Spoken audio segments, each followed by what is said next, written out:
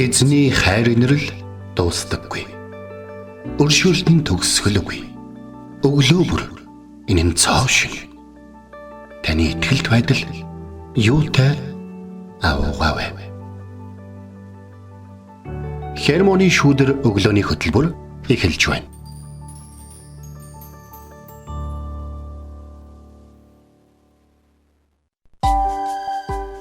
Өглөөний мэнд хүргэе. Итгэл радиогийн эфирээс Хермоны шүүдэр өглөөний хөтөлбөр эхлэхэд бэлэн болсон маань. Эфирт пастор Сайна болон хөтлөгч Оминер ажиллаж байна. Сонсогчдаа сайхан амарсан уу? Танд өглөөний мэнд хүргэе. За тэгээд Эфес намаас үргэлжлүүлэн суралцж байгаа. Тэ? Тэгээд та бүхэн бас бидэнтэй хамтаагаад олоолаа сонсож байгаад маш их баярлалаа. Тэгээд та бүхэн бас магадгүй бас хуваалцдаг болоо гэж бодож байна. Цааш нь. Тэгээд хуваалцдаг бол бас танд маш их баярлалаа гэж бас хэлмээр байна. Тэгээд хэрвээ гэрчлэл байх юм бол бас коммент хэсгээр үлдээгээрэй гэж бас хэлмээр байна. Ягаад тэгэхээр сүүлийн үед нэг ягаад ч юм гэрчлэл сонсомоор те хүмүүсийн амьдралд юу болж байгаа бол эргэн тойрон маань юу болж байгаа бол гэж бас юм сониуч сэтгэл их үү ийм хүлээл ийм сэтгэл бас ард төрөөд байгаа. Тэгээ өнөөдрийн үгтэй маань ишлэлтэй маань холбоотой ч гэсэн бид нар бусдаа урам зориг өгдөг, бусдыг босгон байгуулдаг тэр үгсийг хилдэг байх хэрэгтэй гэдэг ер нь агуулга бас яваа шүү дээ. Тэгэхээр та бусдад тэр урамшуулах, бусдыг босгон байгуулах тэр сайн ивэлийн ерөөлийн үгсийг бас амнаасаа гаргадаг байгаарай. Тэгээ бидний үйлчлэлд ч гэсэн таны тэр урамшуулал, таны гэрчлэл асар их хэрэгтэй юм шүү гэдгийг дахин сануулъя. За тэгээд бүгдээрээ хамтдаа Хермоны шүүдэр нэвтрүүлгийг бас түгээгчүүлээ. Бас та бүхэн өөрсдөө байгаа газартаа бас Хермоны шүүдэр сурсан зүйлээ хуваалцдаг өөртөө бас юм хөдөлгөөнтэй. Нэг газар одоо эфир гэсэн байрлалгүй бас Хермоны шүүдрийн түгээгчд байгаасаа их юм бас өрөөж байна. Бас хин нэг сонсох хэрэгтэй. Итгэлийн ахад нүгсээ меншн хийж болно те. Коммент дор меншн хийгээд дуудаад сонсоорой гэж дуудаж меншндэж болно шүү. За тэгээд энэ өглөөд хитүүлээ талархаад дараагийн цагт орцгоё. Тэгээ үгийн цагаа эхлүүлэхээс өмнө эзэн бурхны өмнө ирцгээе. Тэгээд бид хүн учраас бид өдөр бүр өөрсдийгөө цэвэрлэх хэрэгтэй байдаг. Эзний өмнө шалгах хэрэгтэй байдаг. Эзний өмнө ирэх ёстой байдаг. Тэгэхээр энэ өглөө хамтдаа эзний өмнө ирээд түүнийг магтцгаая.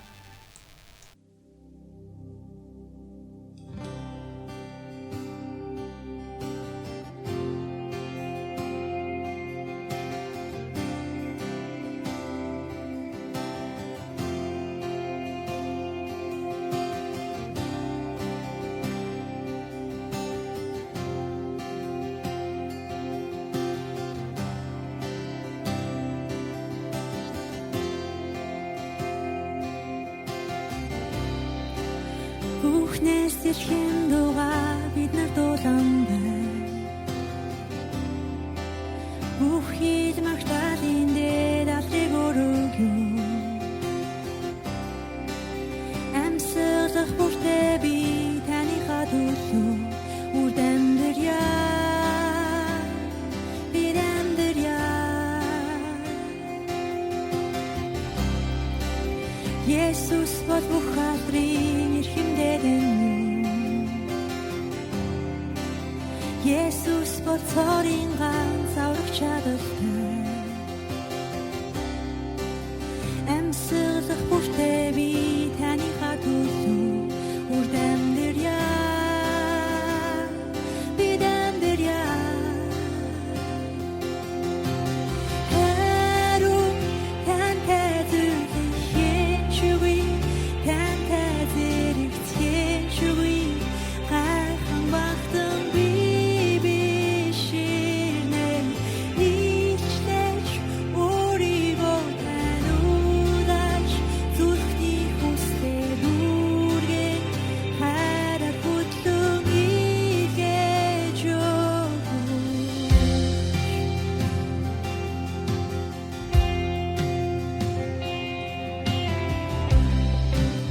Есүс бол бүх алдрын эрхэмдээд юм. Есүс бол цорын ганц аврах чадaltaй. Арлах бүртээ би таны хатуу үрдэмдэрья бидэмдэрья Ару тантай зүрхэн шүгүй тантай зэрэгцэн шүгүй бахан бахтан би ширнэй ирчдэж өөрийгөө тануулж зүрхний хүстэй дүргэн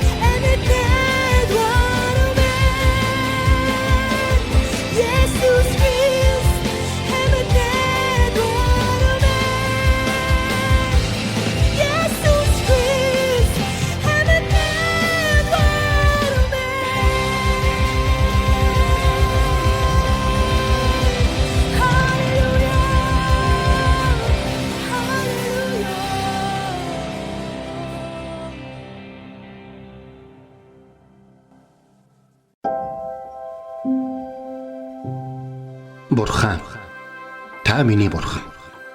Би таныг эртлэн хайхвалаа. Усгүй хоорой ангамл газарт сэтгэл минь танаар сангаж, би махбат минь таныг хүсн тимүүлж байна. Дуурал 63-ийн 1.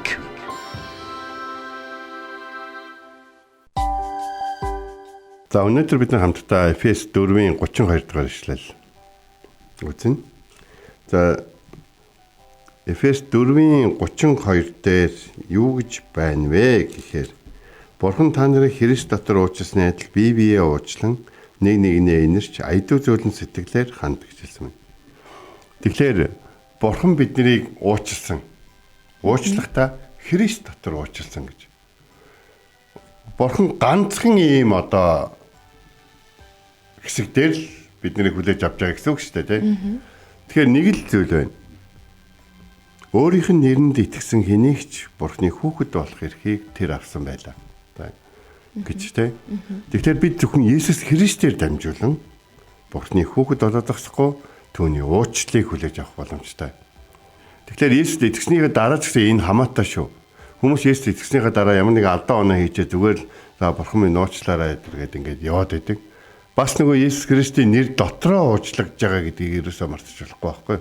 Бурхан таны ямар нэгэн үйлсүүдийг ингээд урд нь бас нэг хэдэн жил хичээсэн юм хүмүүс чи хараад уучлаад байгаа биш. Тэгж барьцаалах байдлаар ч юм уу те эсвэл жиших байдлаар уучлаад байгаа биш. Есүс Христэд итгэж Есүс Христийн дотор Бурхан түүний цусаар миний гэм нүглийг хучиж байгаа гэдэгт итгэж байх үед чинь Бурхан таныг уучлж байгаа гэж хэлж байгаа. За тэгэхээр нэг ийм зүйл гараад байна. Тэгвэл бусад тохиолдолд хэрэв уучлдаггүй юм бол бид нар нэг ийм зүйлийг хийх хэрэгтэй болж. Бид нар нэг нэгнийгаа тэгвэл яг ямар нөхцөлд уучлах юм гэж. Тэгэхээр бид нар ч гэсэн нэг нэгнийгаа Христийн уучлалыг авсан тэр одоо зөв зам дотор бие бинийгаа яг уучлах хэрэгтэй гэж. Тэгэхээр ягаад тэгэхээр хүнийг уучлах гэдэг нь маш их амаргүй зүйл, хүнийг аварна гэдэг нь маш их амаргүй зүйл, хүнийг дахин хүлээн зөвшөөрч хүлээн авч тэ дахин харилцаагаа сэргээн гэдэг нь өөрөө амархан зүйл биш гэдгийг Бурхан өөрийнхөө Есүс Христийг бидний төлөө загалмай дээр өгч байгаа байдлаар яг тодорхой харагдаж байгаа. Өөр арга зам байгаагүй юм уу? Тэ?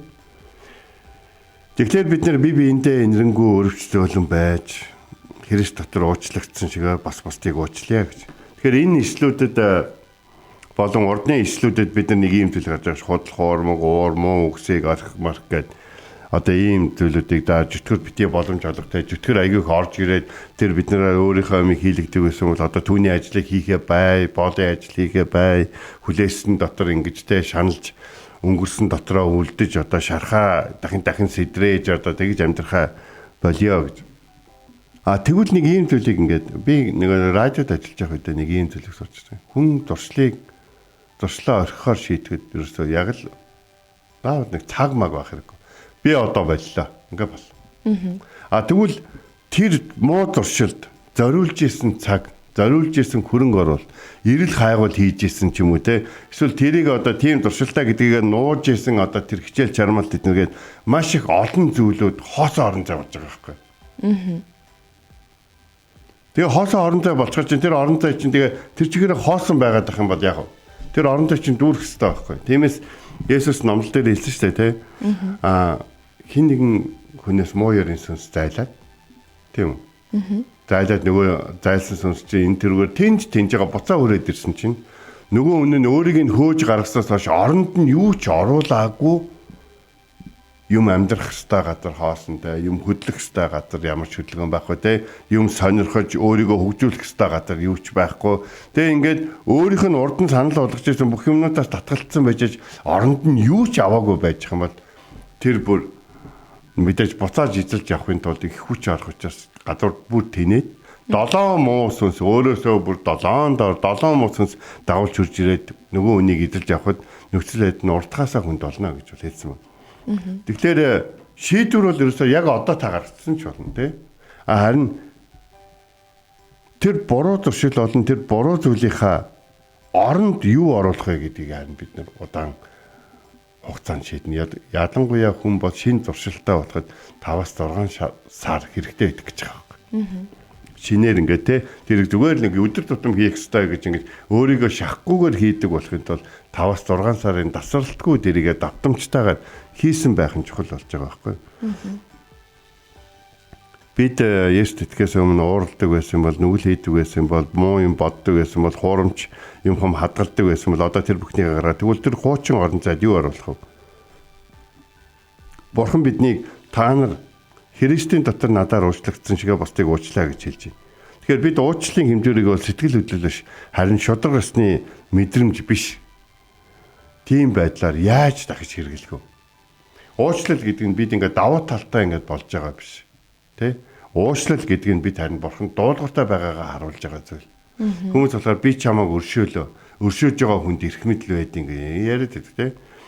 Гэтэл яг үнэндээ бол хамгийн дээд нэгний хүү бидний төлөө загалмаа дээр хатагдан алгадах хэмжээний бүр тэгж тийм өмгөөлөл, тийм долоос, тийм барьцаа, одоо тийм одоо зориулалтын ачаар л уучлалыг амссан гэдгийг бид санаж байгаа бол бидний уучлал хэрэгтэй байгаа, бидний өршөөл хэрэгтэй байгаа.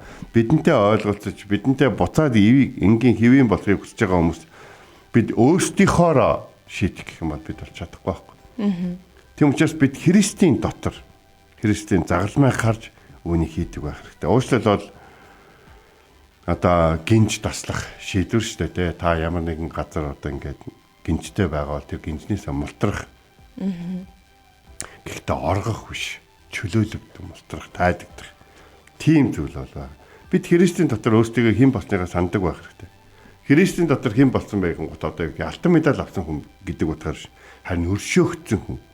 Нэгүсэл буюу бүртээ хідэж авна хүртэн гэж бодоагүй зүйлүүдэд авсан хүн. Бас түүнийг түгэх одоо үүрэг даалгавар авсан хүн гэж өөрсдөө бол Христ дотор бид бол хардаг байх хэрэгтэй. Инэрэнгүй гэдэг нь сайхан сэтгэлтэй зүрхэн дулаахан байдаг хүнийг хэлдэг байхгүй. Одоо хүнд сайн зүйлийг муу хүн ч гэсэн хийдэг гэдгийг бид мэдчих хэрэгтэй. Тийм учраас Есүс хэлсэн шүү дээ. Нүгэлтнөө та нар ч гэсэн биеиндээ мөнгө зээлээ те бэртгчингөө та нар ч гэсэн нэг нэгэнтэй ингээл одоо та нар ингэдэг штэ гэж. Та нар ч гэсэн чадна штэ. Тэгвэл бид нар юугаараа өөр байх хэрэгтэй юм гэхээр энэрл гэдэг бол уур амьсгал харилцаа хандлагын хувьд өөр байх хэрэгтэй гэж. Өрөвчлөлөн гэдэг бол бусдын өвдөлтийг мэдэрч чаддаг байхыг хэлдэг бол инэрл өршөөл гэдэг нь юу гэхээр тэр хүний юу амсах гэжсэн юу амсж байгаа тэр бүхнийг нь харж өөрийн болгон харж тэгээ тэр бүхнээс чөлөөлж явуулж байгаа тийм зүйл.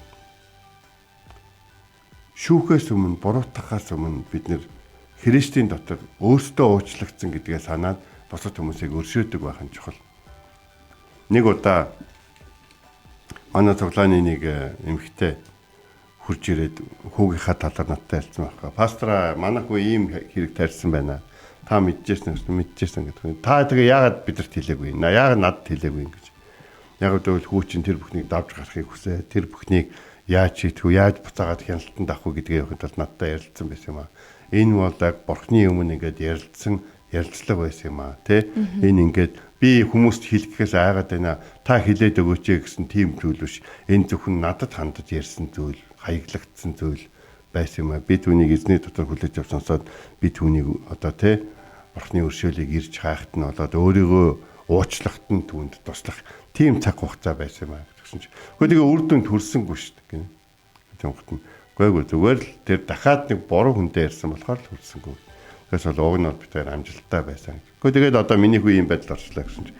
Одоо бол хүмүүсийн өршөөл уучлах гэхээс илүү миний харж байгаагаар таны инэрэнгүй байдал, таны өр зөөлөн байдал, таны өөрийнхөө хүүг хайрласаар байгаа бол хайрлах. Одоо тийм цаг ирсэн юм байна. Бидний одоо чадах зүйлээс зөвхөн таны чадах зүйл рүү бүхэм шилжиж байна гэж бол хэлсэн байгаа. Биднийг буруутгах эрхтэй байсан нэгэн болох. Есүс биднийг өршөөсөн. Тэ? Биднээс юм шаардах эрхтэй байсан нэгэн биднийг өөр нэгэн зуучлагч болон өөрсдийнхөө өмнөөс золиос олох хүнийг авчир гэхийн оронд өөрөө бидний төлөө золиос олсон. Тийм болохоор бид өнгөрснийг зөвхөн мартах талаар ярихын оронд бид бол юуны талаар ярих хэрэгтэй вэ шүү дээ. Ирээдүйд Бурхан бидэнд юу бэлдэж өнөөдөр Бурхан бидэнтэй юу гэж ярилцаж байна гэдгийг ойлгох нь чухал. Тэр бол бие биендээ энэрэнгүй өршөөнгүй зөөлөн бай. Бурхан та нарыг Христ дотор уучлсан шиг бие биенийгээ уучлаа гэсэн үг юм аа. Гомдол гэдэг бол хор. Харин уучлал гэдэг бол им гэдгийг харин зөв харилцаа, өршөөлийн харилцаа гэдэг бол энэ хор уулгүй им ууж амьдрах замд бие биенийгээ өргөлж дахин хүнд байдалд оруулахгүй байх. Хайрын одоо хамтдаа өнгөрүүлдэг амьдрал гэдгийг одоо хэлхийг хүсэж байна. Орхон эвэг.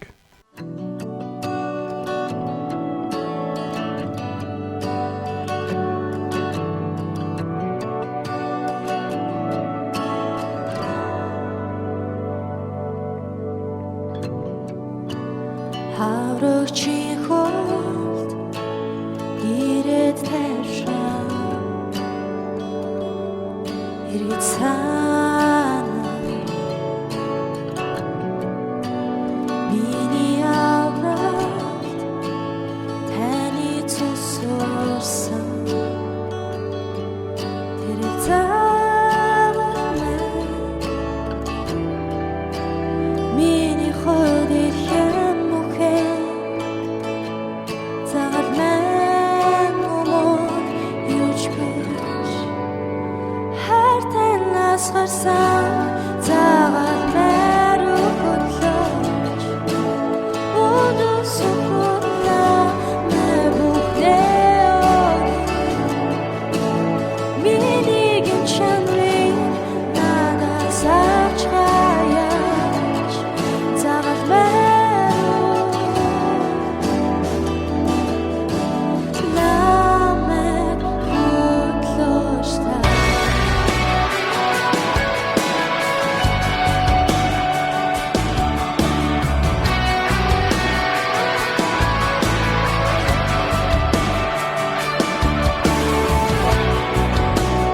Мөнхийн уртаа ингийн хумоо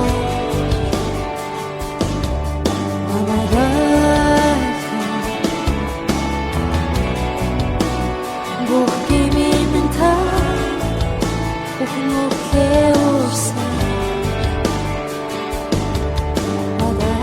Адаэмсэн Миний ходи хэм мухэ Загад мэн момо юуч биш Хартэн ласгарсан Загад мэр өгөрлөж удусухна мэбухнээ миний гинчанри надаас авч хаяж цагаат мэр намайг хөтлөж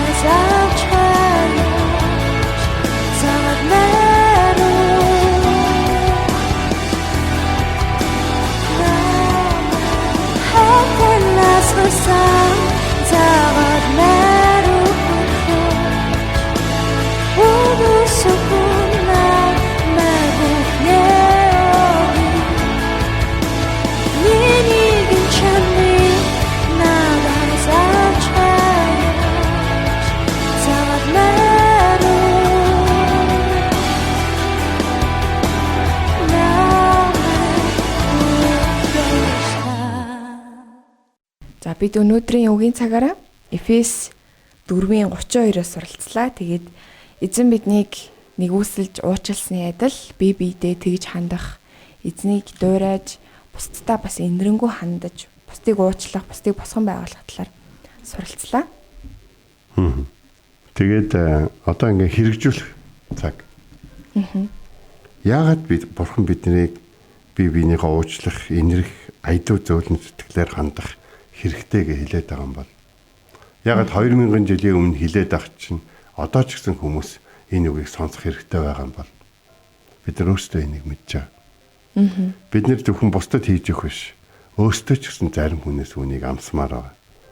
Тиймээс таахныг яг Библиэс бас яг ийм хэсгүүдийг хэрэг унших үедээ хэрэгжүүлэхээр заавал шийдвэр гаргаж агараа гэж уриалж байна. Бас би таахнаас ямар нэгэн зүйлийг хийхэ болсон бол оронд нь хийх, орлуулан хийх.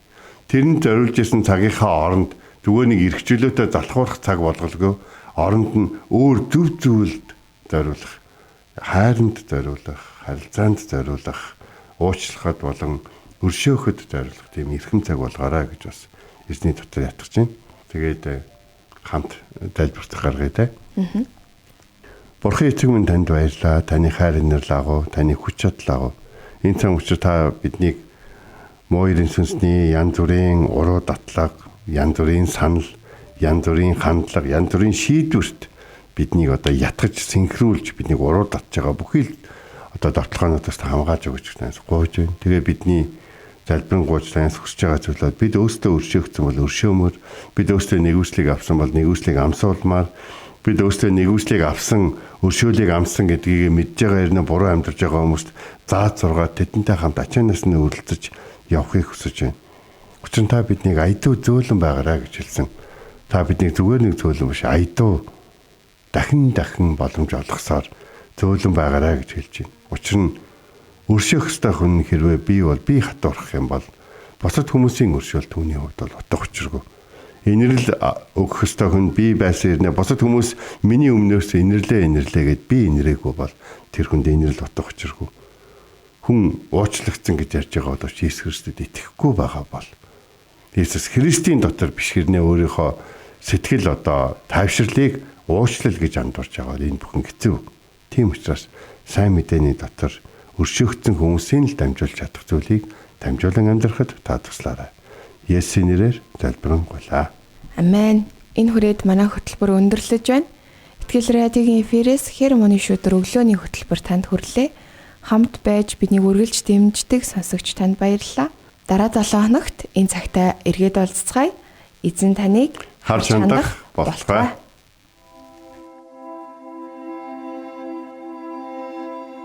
Эзэн зүрхийг чинь бурхны хайр ба Христийн төвчөрт чиглүүлэх болтугай. Хермоны шүүдэр өглөөний хөтөлбөр танд хүрлээ.